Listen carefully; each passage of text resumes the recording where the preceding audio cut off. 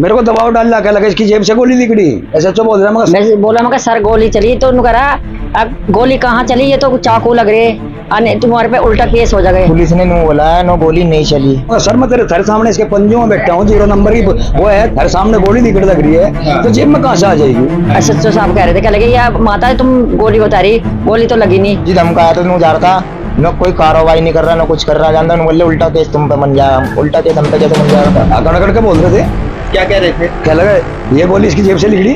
अभी तो गोली लगी नहीं, कुछ भी नहीं होया, ऐसे ही बोल रहे तुम। ये ऐसे तो सर आए थे, ये बोल रहे थे नो उल्टा केस आपके लग के आपके ऊपर हो जाएगा, कुछ उल्टा तुम्हारे पे उल्टा मुकदमा हो जाएगा। तो मेरे घर पे आके गोली चल सकती है, तुम्हारे लिए क्या नहीं हो सकता दिल्ली के अंदर। मेरे पापा और मेरे भाई नहीं आते तो मैं जान से मार जाते, फिर तो तुम बोलते सर मर्डर ही नहीं हुआ। जी एक आध पुलिस वाला को जरूर हमारी मदद करनी चाहिए।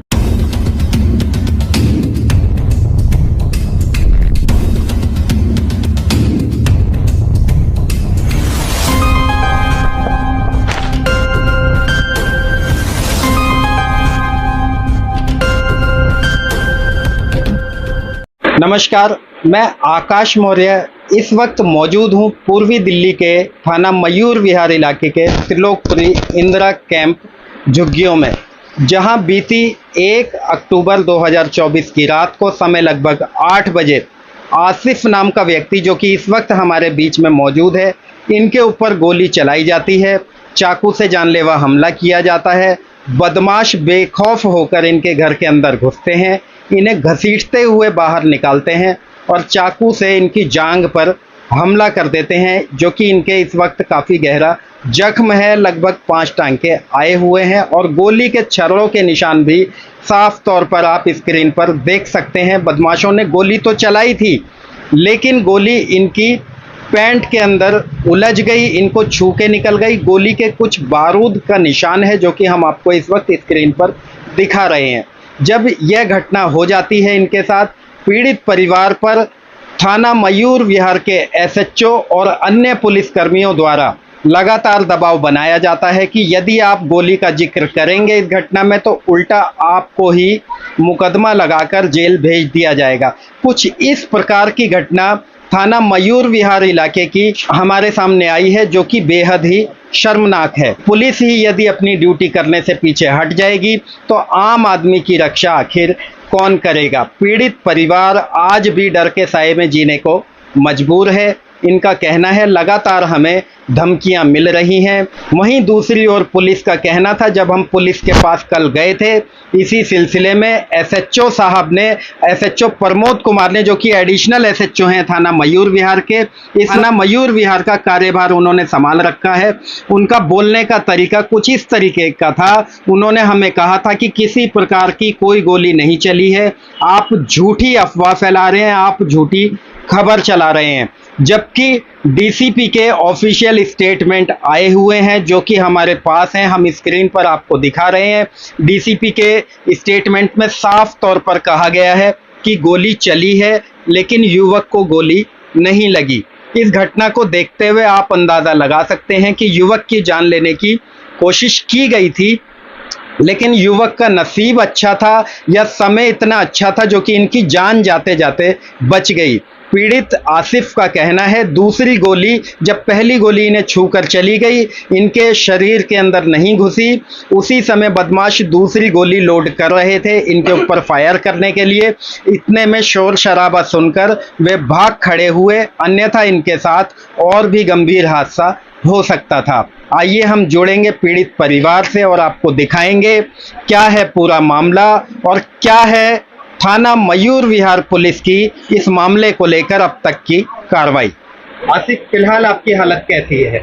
जी अभी बहुत दर्द है पूरे शरीर में, पूरे ऐसी जांग है, चलने बहाना, लेटरिन बाथरूम सब परेशान हो रहा हूँ। अच्छा, उस दिन जो घटना हुई थी, जैसा कि आपने बताया था कि आपके ऊपर गोली चलाई गई थी, जी, गोली चलाने के बाद पुलिस की क्या भूमिका रही, पुलिस का कैसा रवैया रहा आपके प्रति? पुलिस ने नो बोला है, नो गोली नहीं चली, गोली हम चली है। SHO साहब आए थे मौके पे? जी हाँ आए थे, वो बोल रहे हैं गोली नहीं चली है, नहीं लगी है। अच्छा, गोली खुद मेरे पैंट में बराबर जल के लग के मेरे तुरंत जूते उसमें चली गई जी, पैंट के स्वयं उसमें चली गई। वो वहीं उतरी है लाल बहादुर में गोली, जब मेरी पैंट उतरी है ना तुरंत उतरी है। अच्छा, डॉक्टर को मिली गोली? हाँ वो तुरंत आपकी उठाई पैंट में फंसी है जी, हुई? मेरे पापा ने खुद उठा के दी उन्हें। अच्छा अच्छा, वो गोली फटी हुई थी, छर्रे यानी हाँ। गोली चल चुकी थी, फायर हो हाँ चुकी फट थी? गई थी वो। अच्छा अच्छा अच्छा, जैसा कि बताया जा रहा है कि आपको धमकाया जा रहा था कि गोली नहीं चली है, क्या ये बात सही है? जी धमकाया तो नहीं जा रहा था, न कोई कार्रवाई नहीं कर रहा, न कुछ कर रहा, जानता हूँ बोले उल्टा केस तुम पे बन जाएगा, उल्टा केस हम पे कैसे बन जाएगा। अच्छा, आपको क्या कहा जा रहा था कि आपके ऊपर केस लगा दिया जाएगा? न तुम झूठी गवाही दे रहा है, झूठा बोलेगा तो झूठा केस लग जाएगा तुम्हारे ऊपर ही। फिर इसके बाद एसीपी सर आया, उन्होंने नहीं, हिम्मत दिखाई है थोड़ी बहुत। ये बात कौन कह रहा था कि ये आपके एसएचओ ऊपर- सर आए थे, ये बोल रहे थे न उल्टा केस आपके लग के आपके ऊपर हो जाएगा कि उल्टा। आपने पूछा कि किस बात का केस जी लगाएंगे? सर मेरे आप ऊपर कौन सा केस, उल्टा मेरे चाकू लग के मेरे बंदूक मार रहे। वो तो शुक्र मानो दूसरे लोड कर रहे थे, मेरे पापा और मेरे भाई नहीं आते तो मैं जान से मार जाते। फिर तो तुम बोलते सर मर्डर ही नहीं हुआ। हमारे घर के पूरी रात नहीं सोए, धमकी दी जा रही है ना, सारे लड़के इनके साथ के घूम रहे ना। अच्छा, अभी भी आपको डर है, कहीं जान जी का डर खतरा है जी, जान का बिल्कुल खतरा, घर से ना बाहर जा सकता ना कहीं भी, न अपने घर में कैद कर रखा बिल्कुल ऐसे ही, ना कहीं बाहर घूमने को पट्टी करवाने में जा रहा, कम से कम 4-5 आदमी लेके जा रहे हैं मुझे जी। साथ में चल लेने, कुछ वारदात नहीं कर दे जी। मैं तो ये चाहता हूँ मुझे इंसाफ मिलना चाहिए, वो जल्दी से जल्दी पकड़े जाए जी। ये जब घटना हुई तो पुलिस वालों ने आपको क्या कहा जब आपने उन्हें बताया कि गोली चली है? मैं बोला मगर सर गोली चली, तो उन्होंने कहा अब गोली कहाँ चली, ये तो चाकू लग रहे अने तुम्हारे पे उल्टा केस हो जाएगा। बाहर खड़े थे सर, मैं कह लगी, मैं कहा आप तो देखो मुझे तो इतना पता नहीं है। जी। मैं कह लगी मेरे बच्चे के गोली लग गया, अगर मेरे बच्चे को कुछ हो जाता तो मैं क्या करती जी। अच्छा, ये बात आपसे कौन कह रहा था कि आपके ऊपर उल्टा मुकदमा लग जाएगा? एसएचओ साहब कह रहे थे, कह लगे यार माता तुम गोली बता रही, गोली तो लगी नहीं। मैं कहा सर देखो आप ही देख लो ना, मुझे तो आपने इतना वो छर्रे का निशान दिखाया था जो इनके छर्रे का निशान है? नहीं, उन्होंने मेरे सामने नहीं देखा, कह लगे अगर तो गोली लगी नहीं, कुछ भी नहीं होया, ऐसे ही बोल रहे तुम। अच्छा, ये उसी दिन की घटना है, अस्पताल से आने के बाद या उससे- अस्पताल से आने के बाद की है ये। अच्छा अच्छा, यहाँ आसपास कैमरे लगे हुए हैं कहीं? आसपास तो सामने कैमरे लग रहा सामने। अच्छा, मैं उनके पास भी गई, ये सुभाष भाई साहब भी खड़े थे। जी, जी। मगर जी ऐसे से मगर सुभाष भाई देखे कैसे कैसे लड़के का गोली लग गई और चाकू भी मारे। कह लगे नहीं आप अगर आप झूठ बोलोगे तुम्हारे पे उल्टा मुकदमा हो जाएगा। अच्छा, ये बात अच्छा, करी। कहीं ना कहीं क्या लगता है आपको डराने की कोशिश की जा रही थी? डराने की कोशिश तो इसलिए नहीं करी जा रही, कोई ना कोई बता रहा, कह लगे लड़के अरे ऐसे बात है, सारी रात में सोई नहीं, 5 बजे सोई मैं सुबह के, बच्चे भी जागता रहा, छोटा वाला लड़का जागता रहा, फिर ये सो गए, इसके पापा भी सो गए, फिर सारी रात में जागती रही, ऐसे नाटक कोई अटैक कर दे मेरे बच्चे पे। क्या कहना चाहेंगे दिल्ली पुलिस के आला अधिकारियों से इस घटना के बारे में? मैं तो कहूँगा जी इंसाफ मिले मेरे बच्चे को। जी ये डर बैठ के तो इससे बढ़िया मर जाना ही बेहतर है, जब मुझे इंसाफ नहीं मिलेगा जी। क्या फायदा मेरा अभी जीने भी का। डर लगता है आपको? जी खतरा डर लग महसूस होता रहा है? है मुझे, अगर मैं दरवाजे से बाहर निकालूंगी अपने बच्चे को, मुझे तो डर लगता ही है। जी। अच्छा, उसके बाद से क्या यहाँ पेट्रोलिंग हो रही है, पुलिस आ रही है? नहीं जी यहाँ पुलिस नहीं आई जब से। कोई रात को पेट्रोलिंग या गश्त करने कोई आता है नहीं यहाँ? बाहर ही जाती होगी पर यहाँ अंदर नहीं आती है, ना हमारे से पूछने या क्या बात है, ये कुछ बात है तुम्हें परेशानी है ना, हमारे पास नहीं आई। परसों तक हमारे आप क्या पास। चाहते हो, कोई ना कोई पुलिस पेट्रोलिंग के लिए यहाँ पे मौजूद हाँ रहे? जी हम चाहते हैं कि यहाँ पेट्रोलिंग के लिए यहाँ पर गली में। सर देखो मेरे सामने गोली चलाई उन्होंने, जी मेरे लड़के ने आवाज दी, जी चक्कू से हमला करा, मैं इनसे उठाया, मगर मेरे बच्चे को मारने दिया दूसरी गोली, जी। तो तुरंत ही भाग लिया, उसका हाथ में पिस्टन भी गिर गया, जी। फिर मैं उसके ऊपर ईंट से हमला करा भाग के। तो अच्छा, गोली आपको नजर आई जो लड़के के पैर में छू के गई है, वो गोली नजर आई वो आपको? पब्लिक ने देखी, यहाँ से आवाज आती हुई जी। इस कोने पे जी फटती सी आवाज आई, जी। और जब मैं इसके पैंट उतरवाने को कहा एसएचओ ने अपने बच्चे की पैंट उतार, जी तो पैंट उतारी तो वो 0 नंबर की मोरी थी, जी उसमें मूंगफली पास नहीं होती। जी। जब मैं पैंट पकड़ खींच रहा था तो वो मेरे हाथ में, तब मैं बोला एसएचओ को, आप कह रहे थे गोली नहीं चली, गोली अच्छा, नहीं चली। फायर हो चुकी थी ना वो गोली? हाँ फायर हो चुकी थी, जी, उसका खोखा फंसा हुआ था। होगा वो आगे का होता है ना टोपड़ा, जी, जी, जी। वो लिकड़ा जी पैंट में से, जी जब मैं मोरी खींची इसकी, जी जी। ये पता नहीं मेरे को वो छर्रा लगा या नहीं लगा। मैं उस अच्छा, एक बात बताइए, इसके बाद जब गोली मिल भी गई, इसके बाद भी क्या पुलिस ने आपको कहा कि गोली नहीं चली?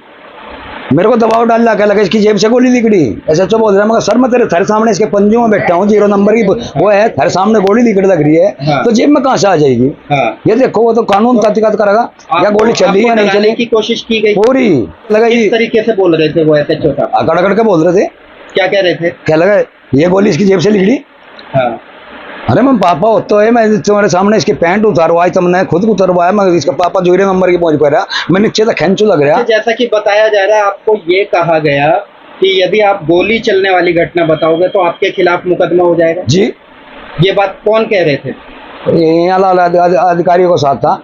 जी जी जी मैं बुराई तो कर नहीं सकता क्योंकि मुझे 40 साल हो गई। जी जी जी मैं दिल्ली पुलिस से ये रिक्वेस्ट करता हूँ जी कि मेरी बढ़िया डाल जी इंक्वायरी हो जा, जी। सही आरोपी पकड़ने चाहिए। इसमें किस तरीके का डर महसूस हो रहा है? डर, जब तक मेरे घर पर आके गोली चल सकती है, तुम्हारे लिए क्या नहीं हो सकता दिल्ली के अंदर, जी क्या नहीं हो सकता। मजदूर क्या चाहते हैं? सुरक्षा के लिए कोई ना कोई पुलिसकर्मी यहाँ पेट्रोलिंग करे। जी, एक आध पुलिस वाला को जरूर हमारी मदद करनी चाहिए। जैसा कि अभी आपने देखा, पीड़ित आसिफ की हमने पैर की पट्टी खोलकर आपको वो जख्म दिखाए जो आसिफ के पैर में है। फिलहाल वहाँ टांके लगे हुए हैं, हालत स्थिर है।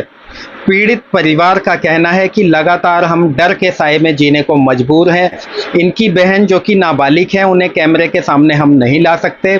उनका भी कहना है कि तमाम लड़के, तमाम बदमाश किस्म के लोग रोजाना यहाँ धमकी देकर जा रहे हैं। उनका कहीं ना कहीं पीड़ित परिवार के ऊपर दबाव बनाने का प्रयास है कि इस मामले में ये किसी प्रकार की कार्रवाई ना कर सकें। वहीं दूसरी ओर पुलिस का रवैया हम आपको बता रहे हैं। पुलिस किसी भी तरीके से पीड़ित परिवार की मदद करने को तैयार नहीं है। जिस वक्त इतनी बड़ी घटना घट जाती है तो पुलिस मामले में लीपापोती करने के लिए जुट गई। पुलिस चाह रही थी कि यह मामला मामूली झगड़े के रूप में तब्दील कर दिया जाए। पीड़ित परिवार को काफ़ी दबाव में लिया गया। पीड़ित व्यक्ति आसिफ के पिता का कहना है कि उन्हें भी धमकाया गया कि यदि आप गोली का जिक्र करेंगे तो आपको ही उल्टा जेल भेज दिया जाएगा। यदि पुलिस इस तरीके के काम करे, आप खुद अंदाज़ा लगा सकते हैं कि राजधानी दिल्ली में आप कितने सुरक्षित हैं। त्रिलोकपुरी में इस प्रकार के हादसे आए दिन होते रहते हैं, जिन्हें पुलिस की मिलीभगत से मामले को रफा दफा कर दिया जाता है, दबा दिया जाता है। एसएचओ साहब का कहना था कि आप अपनी खबर बिल्कुल सच दिखाइए, तो आज हम आपके सामने बिल्कुल सच पेश कर रहे हैं। सीधा हम आपको लेकर आए हैं पीड़ित व्यक्ति आसिफ के पास और उन्होंने आप बीती अपनी जवानी आपको बताई।